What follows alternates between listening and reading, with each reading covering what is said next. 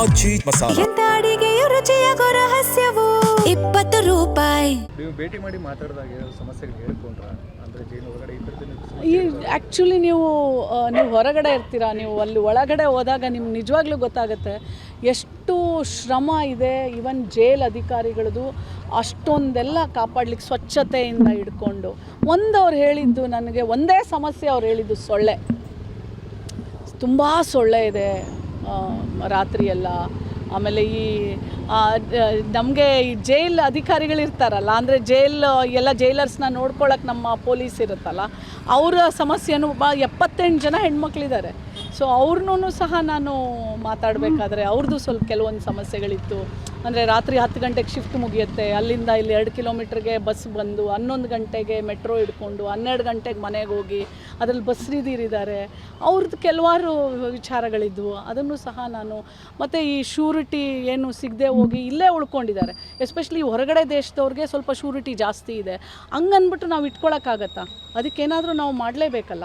So ಹಾಗಾಗಿ home minister ಅವ್ರನ್ನ ಭೇಟಿ ಮಾಡಿ ನಮ್ಮ ರೆಕಮೆಂಡೇಷನ್ಸ್ನ ಕೊಟ್ಟು ಅದನ್ನು ಮನವರಿಕೆ ಮಾಡಿ ಇಲ್ಲಿರೋರನ್ನ ಆದಷ್ಟು ಬೇಗ, ಎಸ್ಪೆಷಲಿ ಫಾರಿನರ್ಸು ಮತ್ತು ನಮ್ಮ ನಾಡಿನವರು ಸಹ ನಮ್ಮ ದೇಶದಲ್ಲಿರೋರು ಶ್ಯೂರಿಟಿ ಕೊಡದೇ ಇರುವಂಥವ್ರನ್ನೆಲ್ಲ ಯಾವುದಾದ್ರೂ ಬೇರೆ ಒಂದು ವ್ಯವಸ್ಥೆಯನ್ನು ಮಾಡಿ ಅವ್ರನ್ನೆಲ್ಲ ಅವ್ರ ಮನೆಗಳಿಗೆ ಕಳಿಸ್ಕೊಟ್ರೆ ಅದೇ ದೊಡ್ಡ ಕೆಲಸ ಆಗುತ್ತೆ. ಆಗಿಂದಾಗೆ ನಾವು ನೋಡ್ತಿರ್ತೀವಿ, ಜೈಲಿನ ಒಳಗಡೆ ಕೆಲವರು ರಾಜಕೀಯ ಪಡಿತಿದ್ದಾರೆ, ಕೆಲವರೆಲ್ಲ ಮೊಬೈಲ್ ಯೂಸ್ ಮಾಡ್ತಿದ್ದಾರೆ, ನಿಷೇಧಿತ ವಸ್ತುಗಳನ್ನೆಲ್ಲ ಇದು ಮಾಡ್ತಿದ್ದಾರೆ. ನಿಮಗೆ ಅದು ಕಂಡು ಬಂತ?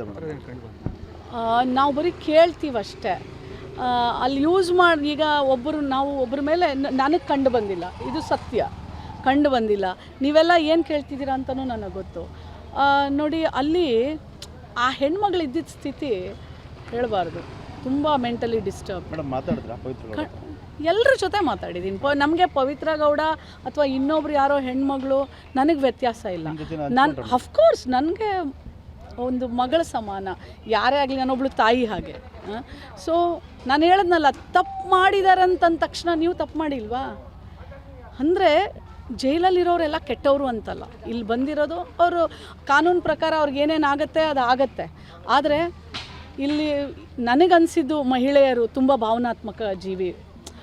ಸೊ ಹಾಗಾಗಿ ಅವ್ರಿಗೆ ಏನೆಲ್ಲ ಕಾನೂನು ನೆರವು ಸಿಗಲಿ, ಅವರು ಹೊರಗೆ ಎಲ್ಲರೂ ಬರುವಂಥದ್ದು. ಎಲ್ರಿಗೂ ಲೈಫ್ ಪ್ರಿಸನ್ಮೆಂಟು 14 ಇಯರ್ಸ್ ಇರುತ್ತೆ.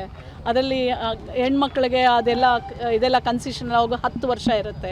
ಅಂಥವರೆಲ್ಲ ಹೋಗಲಿ. ಬರೀ ಪವಿತ್ರ ಗೌಡನೇ ಅಲ್ಲ, ಎಲ್ಲರೂ ನನಗೆ ಒಂದೇ ಅಲ್ಲಿ.